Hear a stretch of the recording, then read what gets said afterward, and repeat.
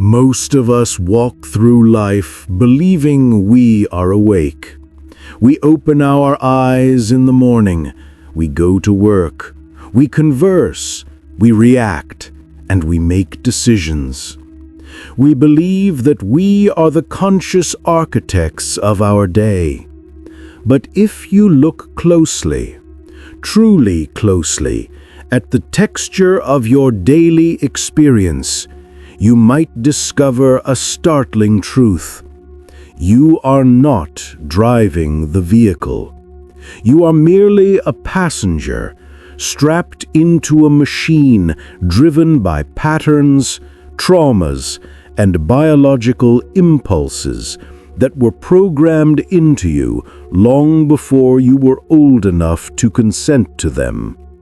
When someone cuts you off in traffic and rage flares in your chest, did you choose that rage, or did it hijack you?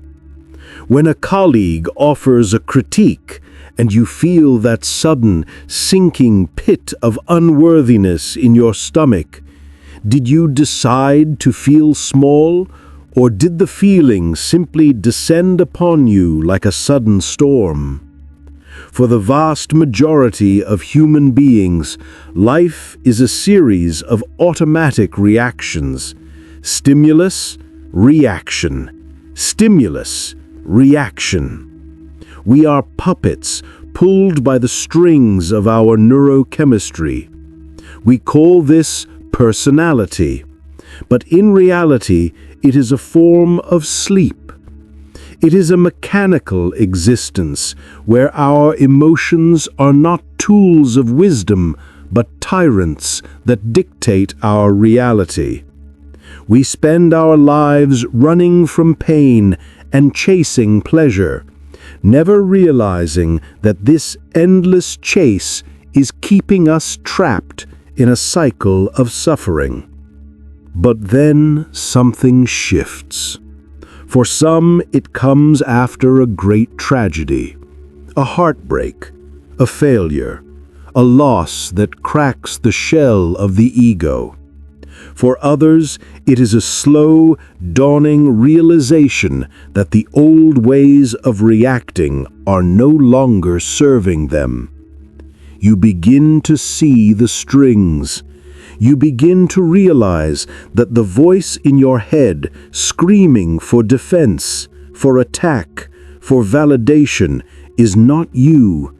It is just a mechanism. This is the dawn of true emotional intelligence. It is not merely the social skill of being nice or knowing how to manipulate a conversation. True, awakened emotional intelligence is a spiritual and psychological revolution. It is the transition from being a victim of your internal weather to becoming the observer of it. It is the moment you stop being the cloud and you become the sky. Today, we are going to explore the topography of this new state of being. We are not looking for surface-level traits. We are looking for the deep, structural shifts in consciousness that signal you have moved beyond the mechanical mind. If you recognize yourself in these signs, it does not mean you are perfect. It does not mean you never feel pain. It means you have woken up. Here are the 7 signs that you have awakened your emotional intelligence. The first, and perhaps most definitive sign of an awakened emotional intelligence is the cultivation of what Viktor Frankl called the gap. In his profound observations on human suffering and survival, Frankl noted that between a stimulus, what happens to you, and your response, what you do about it, there lies a space. In that space lies your freedom and your power. The unconscious mind sees no space, To the sleeping mind, the stimulus and the response are fused together. An insult leads instantly to anger. A threat leads instantly to fear. There is no time, no breath, no choice. It is instantaneous, biological, and mechanical. But you have begun to widen the gap. Sign number 1 is the mastery of the sacred pause. This is not a passive waiting. It is an active, high-frequency state of internal observation. It is the ability to feel the surge of an emotion, the heat rising in the neck, the tightening of the jaw, the adrenaline flooding the veins, and yet do absolutely nothing. You do not act, you do not speak, you do not repress the feeling, but you do not let it drive the car. You sit with the energy of the emotion, holding it in the container of your awareness, watching it rise and crest like a wave, without being drowned by it. Consider the biological miracle of this. When you are triggered, your amygdala, the primitive almond-shaped processor in the brain responsible for threat detection, sounds the alarm. It prepares the body for fight or flight. It hijacks the prefrontal cortex, the center of logic and reasoning. This is why when we are enraged, we literally can't think straight. We become dumber. We revert to animals. To introduce a pause in the middle of this chemical hijack requires a profound level of self-mastery. It requires you to override millions of years of evolutionary programming that screams, "Act now." When you have emotional intelligence, you recognize that the immediate impulse is almost always a lie. The immediate impulse is a defense mechanism constructed by a younger, more wounded version of yourself. When your partner criticizes your work, the immediate impulse might be to attack their character. You're one to talk, you might want to say. That is the ego protecting itself. But in the sacred pause, you wait. You let that first wave of defensive anger pass. You breathe into the discomfort, and in that silence, a second voice emerges, a quieter, wiser voice. This is the voice of your higher self. It might say, "I feel hurt by their words, but perhaps there is truth in what they are saying." Or, "They are stressed and lashing out. This isn't about me." This sign often manifests in your life as a newfound slowness. People might perceive you as more thoughtful or perhaps even detached. You no longer jump into the fray of arguments. You no longer send that text message at 2 a.m. when you are spiraling. You have learned the hard way that decisions made in the heat of emotion are debts that must be paid with interest later. You have learned that urgency is often the enemy of truth. The sacred pause also changes your relationship with discomfort. Most people run from uncomfortable sensations. They numb them with food, with scrolling, with noise, or they discharge them by yelling at someone. You have learned to become a vessel for discomfort. You can sit in a room where there is tension and not feel the need to fix it immediately. You can feel the burning sensation of shame and not try to cover it up with arrogance. You understand that emotions are energy in motion, and if you simply pause and allow them to flow, they will change form. This mastery creates a powerful presence.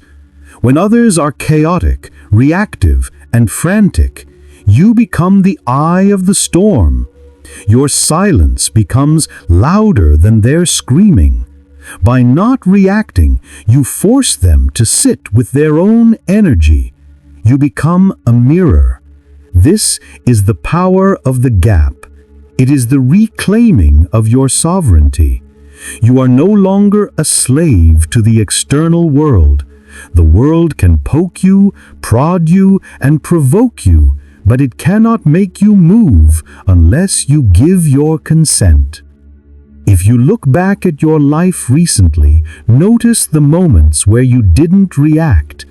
Notice the email you wrote but deleted. Notice the breath you took before answering a difficult question. Notice the time you walked away instead of fighting. These are not moments of weakness, they are victories of the spirit. They are evidence that the neural pathways in your brain are rewiring themselves from a highway of reaction to a path of wisdom. You are building a sanctuary within yourself, a space where you can choose who you want to be, regardless of what the world is throwing at you. This is the foundation upon which all other emotional wisdom is built. Without the pause, there is no intelligence, only instinct. With the pause, everything becomes possible. The second sign of awakened emotional intelligence is perhaps the most difficult pill to swallow. It is the death of the victim mindset. It is the realization that the world you see out there is actually a reflection of the world in here. This is the shift from projection to mirroring. In the sleep state, the unawakened state, we are masters of projection. When we feel uncomfortable, our ego's first line of defense is to find a cause outside of ourselves. If we feel angry, it is because they are annoying. If we feel insecure, it is because they are intimidating. If we feel unloved, it is because the world is cold. We treat our emotions as if they are packages delivered to our doorstep by other people. We say things like, "You made me feel this way."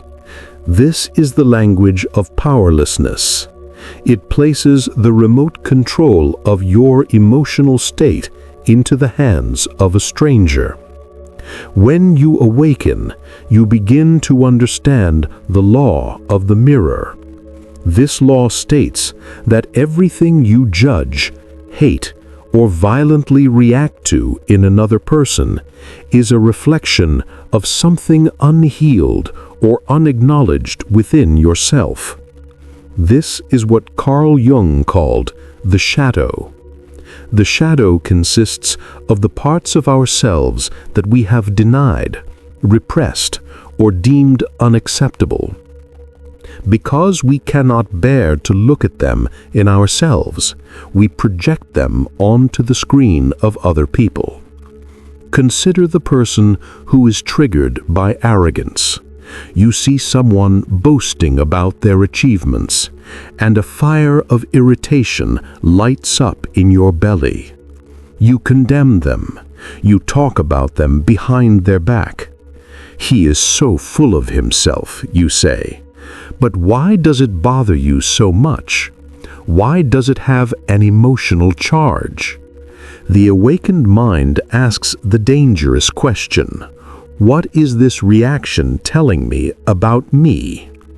Perhaps it is reflecting your own suppressed desire to be seen and celebrated, which you have judged as bad. Perhaps it is reflecting your own insecurity about your achievements. Perhaps it is reflecting a part of you that is arrogant, which you are terrified to admit exists. Awakened emotional intelligence is the practice of withdrawing these projections. It is the act of taking radical responsibility. When you feel a strong negative emotion towards someone, instead of pointing a finger outward, you turn the finger inward. You stop asking, "What is wrong with them?" and start asking, "What is this button they are pressing inside me? And why is that button there?" This does not mean you accept abuse or tolerate toxic behavior. It simply means you realize that your emotional reaction is your responsibility. The other person provides the stimulus, but the trigger is yours. If you have no wound, the salt cannot burn you. If someone calls you a purple elephant, you don't get angry. You laugh, because there is no part of you that believes it is true. But if someone calls you stupid and you fly into a rage, it is because there is a part of you that secretly fears it might be true. The anger is the guard dog protecting that wound. Living with radical responsibility changes the texture of your relationships. You stop trying to change other people to make yourself feel better. You realize that trying to control others is an exhausting and futile game. Instead, you use every conflict as a curriculum for your own growth. When a partner disappoints you, instead of drowning in resentment, you look at your own expectations. You look at where you are not giving yourself what you need. You realize that no one can abandon you, only you can abandon yourself. This sign manifests as a profound lack of blame. You will notice that you complain less. You gossip less. When things go wrong, you don't look for a scapegoat. You look for the lesson. You understand that every person you meet is a teacher. The kind ones teach you gratitude. The difficult ones teach you patience. The arrogant ones teach you humility. The treacherous ones teach you discernment. They are all playing roles in your evolution. When you master this, you become unoffendable. This is a superpower. Imagine walking through the world with such a deep anchor in your own self-knowledge that no insult, no judgment, and no criticism can knock you off balance. You can listen to someone screaming at you and hear the pain beneath their words rather than the attack. You see them not as a monster, but as a person suffering from their own projections. Because you have stopped projecting your shadow onto the world becomes a clearer, brighter, and more compassionate place. You realize that you are the common denominator in all your experiences, and if you change, everything changes. The third sign of awakened emotional intelligence is a shift in resolution. It is the movement from seeing your internal world in black and white to seeing it in 4K high-definition color. Psychologists call this emotional granularity. For the sleeping mind, the vocabulary of emotion is incredibly limited. When asked how they feel, an unawakened person typically relies on 3 or 4 broad buckets. I feel good, I feel bad, I feel stressed, or I feel angry. This vague labeling is dangerous. It is like performing brain surgery with a hammer. When you label a complex storm of sensations simply as bad, your brain has no specific instruction on how to fix it. Bad is a fog. You cannot navigate a fog. You can only suffer in it. Awakened emotional intelligence is characterized by precision. You no longer just feel bad. You look inward and you dissect the feeling with the precision of a surgeon. You realize, actually, I am not mad. I am experiencing a combination of disappointment because my expectations were not met, physical exhaustion from lack of sleep, and a sense of betrayal because I trusted this person. Do you see the difference? I am mad leads to yelling or suppressing, but I am disappointed, exhausted, and betrayed gives you a map. Disappointment requires an adjustment of expectations. Exhaustion requires rest. Betrayal requires a boundary conversation. By naming the specific demons, you gain power over them. As the old alchemists knew, to name a thing is to control it. This granularity extends to the nuances of positive emotions as well. You don't just feel happy. You distinguish between the quiet contentment of a Sunday morning, the electric thrill of a new idea, the warm glow of connection, and the fierce pride of achievement. Why does this matter? Because your brain constructs your reality based on these concepts. The more concepts you have, the richer your life becomes.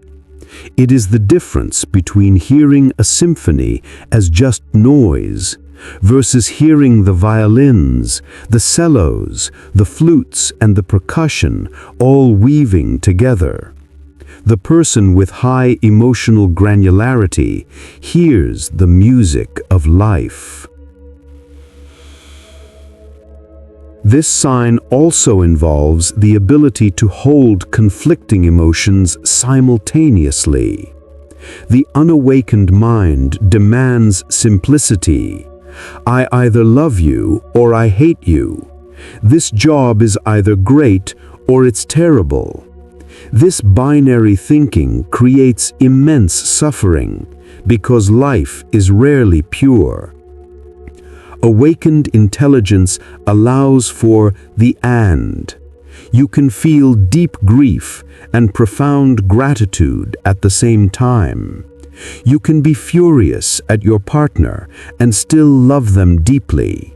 You can be terrified of a new path and excited by it.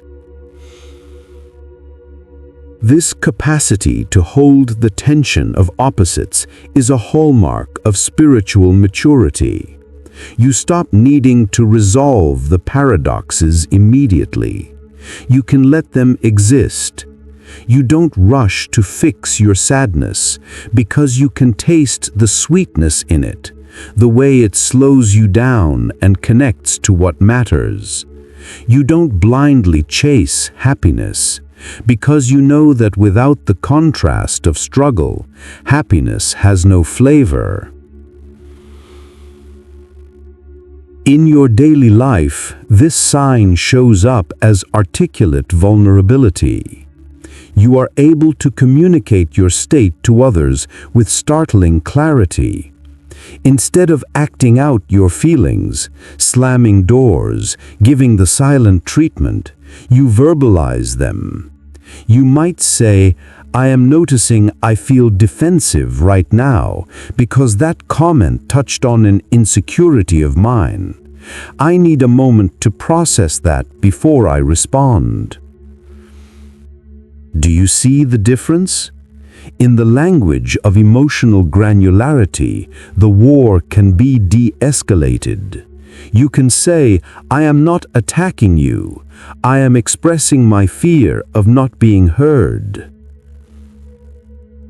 You also become a better reader of others. Because you know the terrain of your own complex heart, you can recognize it in others. When someone is acting arrogant, you don't just see arrogance.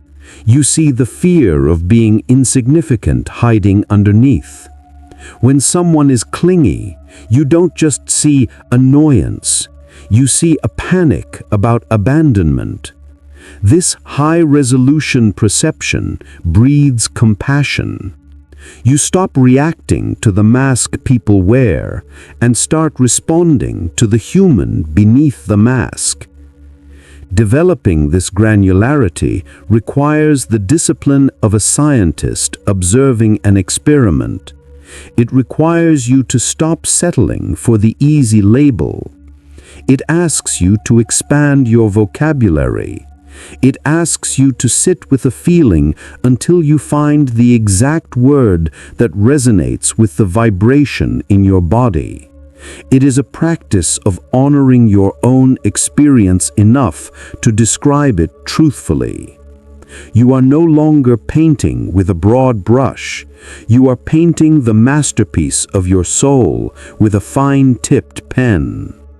The fourth sign of awakened emotional intelligence is a fundamental shift in your relationship with the unknown.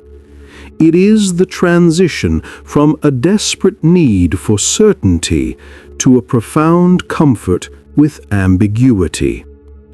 It is the death of the control freak within you. To the sleeping mind, uncertainty is indistinguishable from danger. The primitive brain views the unknown as a predator waiting in the bushes. To feel safe, the unawakened ego creates a massive, intricate machinery of control. We overplan our futures. We obsessively analyze our past conversations.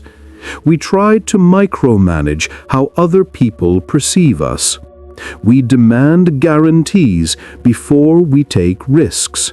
We stay in dead-end jobs or toxic relationships because the misery we know feels safer than the happiness we cannot guarantee. This need for control is not strength. It is anxiety masquerading as authority. It is a refusal to trust the flow of life. Awakened emotional intelligence is the realization that control is an illusion. You cannot control the weather, the economy, the traffic, or the hearts of other people. You never could. The only thing you can control is your internal navigation system. When you wake up, you stop trying to pave the entire world with leather so your feet don't hurt, and instead, you simply put on sandals. This sign manifests as a high tolerance for ambiguity. You can sit in the messy middle of a situation without rushing to fix it. If you lose your job, instead of panic, you enter a state of curious openness. You don't know what comes next, and you are okay with not knowing. You trust your resilience more than you trust your plans. You understand that the most beautiful chapters of your life were never on your itinerary. They happened in the detours. Consider the energy of a person who needs control. They are brittle. They are tense. Everything must go their way or they crumble.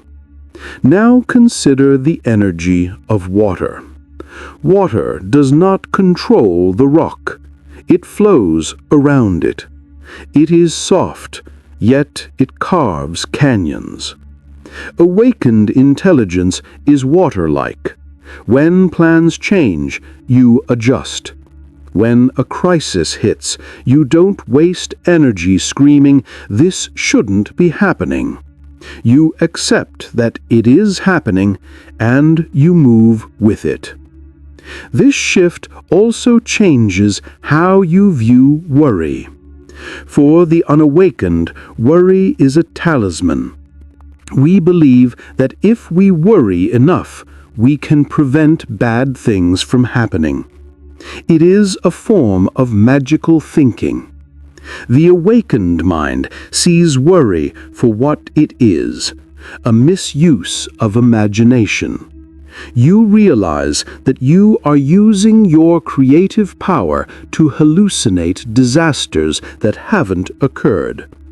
When you catch yourself spiraling into what-if scenarios, you gently pull your mind back to what is. You ground yourself in the present moment because you know that the present is the only place where you have any power. Befriending uncertainty also means you stop demanding closure from others. This is a massive liberation. How many of us have suffered for years because we didn't get an apology? Because we didn't get an explanation for why they left. We feel we cannot move on until the story makes sense. The awakened soul does not need the external world to provide closure. You provide it for yourself.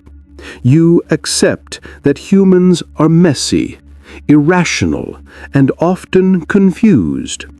You accept that some questions will never have answers, and you are willing to leave those pages blank and turn to the next chapter anyway.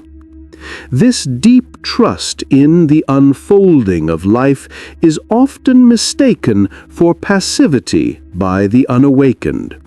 They might say, "Don't you care?" But it is not apathy, it is faith. Not necessarily religious faith, but a faith in your own ability to handle whatever comes. It is the quiet confidence of a captain who knows that no matter how wild the storm gets, they can steer the ship. You stop asking life to be easy. You start asking yourself to be strong. When you master this, you become a haven for others. In a world that is increasingly volatile and uncertain, your stability is magnetic. People come to you not because you have all the answers, but because you are not afraid of the questions. You have learned that security is not a fortress you build outside yourself. It is a sanctuary you carry within. The fifth sign is perhaps the most liberating of all. It is the exhaustion of the persona. It is the moment you realize that you have spent your entire life auditioning for a role that you never actually wanted. It is the end of performance and the beginning of authenticity. From the moment we are born, we are trained to trade our authenticity for attachment. We learn very quickly that if we are good, quiet, smart, or funny, we get love. If we are angry, messy, or needy, love is withdrawn. So we construct a mask. We curate a personality that is designed to maximize approval and minimize rejection. We become chameleons. We say yes when we want to say no. We laugh at jokes we don't find funny. We hide our weirdness. We suppress our darkness. We polish our image on social media. This performance is incredibly expensive. It costs you your vitality. It drains your energy. Depression, in many spiritual traditions, is viewed not just as a chemical imbalance, but as deep rest. Your soul is tired of playing the character you have created. It is tired of the weight of the mask. Awakened emotional intelligence arrives when the pain of wearing the mask becomes greater than the fear of taking it off. You reach a breaking point where you simply cannot lie anymore. You cannot pretend to like people you don't like. You cannot pretend to believe things you don't believe. You cannot pretend to be happy when you are grieving. This sign is characterized by a terrifying but beautiful vulnerability. You start to show the world who you actually are, warts and all. You stop trying to be impressive, and you start trying to be real. And here is the paradox, the authenticity paradox. The things you were terrified to reveal, your flaws, your struggles, your quirkiness, are actually the things that make people fall in love with you. Perfection creates distance. We admire perfection, but we don't trust it. We can't connect with it because it isn't human. But when you own your imperfections, you create a bridge. When you say, "I am struggling right now," or "I don't know the answer," or "I feel really insecure about this," you give other people permission to be human too. You lower the stakes in the room. You become a liberator. This shift changes your definition of confidence. Old confidence was, "I know everyone will like me." Awakened confidence is, "I will be okay even if they don't." You stop handing your self-worth to strangers. You realize that someone's opinion of you is none of your business. It is a reflection of their own filters, their own day, their own trauma. You are no longer a beggar for validation. You are self-sourced. This also means you become dangerous to the status quo. You become honest, not brutal honesty, which is often just cruelty disguised as truth, but kind honesty. You become the person who says what everyone else is thinking, but is too afraid to say. You set boundaries not to punish others, but to honor yourself. You stop lighting yourself on fire to keep others warm. You will know you are in this stage when your circle of friends begins to shift. As you drop the mask, the people who were attached to your mask will fall away. This can be painful. You might lose friends who only liked the compliant you, the party you, or the always available you. But as they fall away, new people will enter, people who resonate with your truth. You start attracting relationships based on resonance, not transaction. The end of performance also brings a profound physical relaxation. Observe your body. How much tension are you holding in your shoulders, your jaw, your stomach? That tension is often the physical effort of holding up the persona. When you drop the act, the body softens. You breathe deeper. You move with more ease. You are no longer managing an image. You are simply inhabiting a life. Awakened emotional intelligence is the understanding that you are not here to be a product for consumption. You are not a brand. You are a soul. Your worth is intrinsic. It does not fluctuate with your bank account, your follower count, or your relationship status. You are worthy simply because you exist. And realizing this allows you to walk into a room and just be. There is nothing to prove, nothing to hide, and nothing to defend. That is true freedom. The sixth sign of awakened emotional intelligence is the most counterintuitive of all. In the spiritual supermarket of the modern world, we are often sold a version of happiness that looks like love and light. We are told to think positive, to raise our vibration, and to banish negative thoughts. But true awakening does not happen in the light, it happens in the dark. The sixth sign is that you have stopped running from your shadow self and have begun the work of integrating it. The shadow, a term coined by Carl Jung, refers to the parts of our personality that we deem unacceptable, shameful, or dangerous. These are the traits we were told to hide: our rage, our greed, our jealousy, our lust, our selfishness, our cruelty. The unawakened person spends an enormous amount of energy trying to keep the door to the basement locked. They pretend these parts do not exist. They smile when they want to scream. They act generous when they feel stingy. But here is the psychological truth. What you resist persists. The monster you lock in the basement does not die. It lifts weights.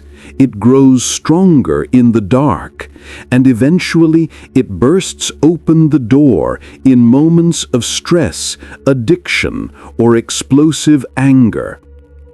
Awakened emotional intelligence is the understanding that you are capable of everything.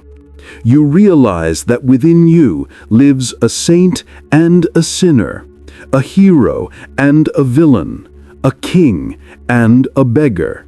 And instead of feeling shame about this, you feel a profound sense of wholeness. You stop trying to be good, and you start trying to be whole. This sign manifests as a distinct lack of judgment toward your own intrusive thoughts. When a dark thought crosses your mind, perhaps a flash of envy when a friend succeeds, or a moment of cold indifference toward someone suffering, you do not recoil in horror. You do not say, "I am a bad person for thinking this." You simply notice it. You say, "Ah, I see that envy is visiting me today. Hello, envy. What do you have to teach me?" You understand that emotions are not moral. Anger is not bad. Sadness is not wrong. They are simply data. In fact, when you integrate the shadow, these negative emotions transform into powerful allies. This is emotional alchemy. When you suppress anger, it becomes bitterness or disease. But when you integrate anger, it becomes a boundary. It becomes the fire that says, "No, I will not accept this treatment." It becomes the fuel for justice and change. When you suppress grief, it becomes depression. But when you integrate grief, it becomes depth. It carves out the canyon of your soul so that you can hold more love. When you suppress fear, it becomes anxiety. But when you integrate fear, it becomes alertness and wisdom. The person who has integrated their shadow is incredibly safe to be around. Why? Because they know exactly where their claws are. A harmless person is not virtuous. They are just harmless. A dangerous person who has their dangerousness under voluntary control, that is virtue. You are not repressing your darkness, you are harnessing it. You are the rider, and your primal instincts are the horse. You do not kill the horse, you learn to ride it. This integration brings a deep sense of humility. You can no longer look down on criminals, liars, or tyrants with a sense of moral superiority, because you have found the seeds of their crimes within your own heart. You realize that under the right or wrong circumstances, you too could be capable of terrible things. This does not make you condone their actions, but it brings a realism to your compassion. You understand that the line between good and evil runs not between nations or groups, but down the center of every human heart. In your daily life, this looks like a refreshing honesty about your motives. You can admit, part of me wants to help you because I care, but part of me also wants the credit. You can admit, I am feeling really competitive right now. By bringing these hidden agendas into the light, they lose their power to sabotage you. You become transparent. You become solid. You are no longer a fragmented collection of masks, but a unified force of nature. The final sign, and the crown jewel of awakened emotional intelligence, is the transcendence of the separate self. It is the shift from a self-referential existence to a collective consciousness. It is the movement from me to we. For most of our lives, we live in a state of separation. We view ourselves as an island, distinct and disconnected from the other islands around us. Our emotional intelligence is used primarily as a survival tool. How do I get what I want? How do I protect myself? How do I win? This is the intelligence of the ego. It is transactional. It views relationships as a marketplace where we trade affection for security or compliance for approval. But as you deepen your awareness through the pause, the mirroring, the granularity, and the shadow work, the walls of the ego begin to thin. You start to experience a form of empathy that goes beyond intellectual understanding. It is somatic. It is visceral. You begin to feel in your bones that you are not separate from the world around you. This sign manifests as the death of competition. You stop viewing life as a zero-sum game where for you to win, someone else must lose.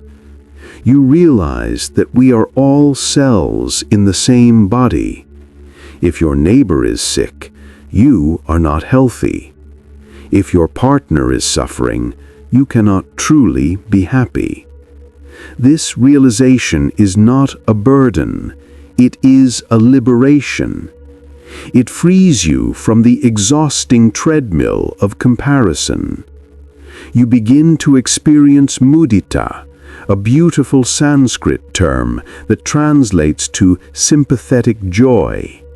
This is the ability to feel unadulterated delight in the success, happiness of others. When a colleague gets the promotion you wanted, the unawakened ego feels a sting of lack. The awakened heart feels the expansion of possibility. You realize that their success is evidence of what is possible for you, and more importantly, it is a win for the collective. Your listening changes deeply. You stop listening to reply. You listen to understand.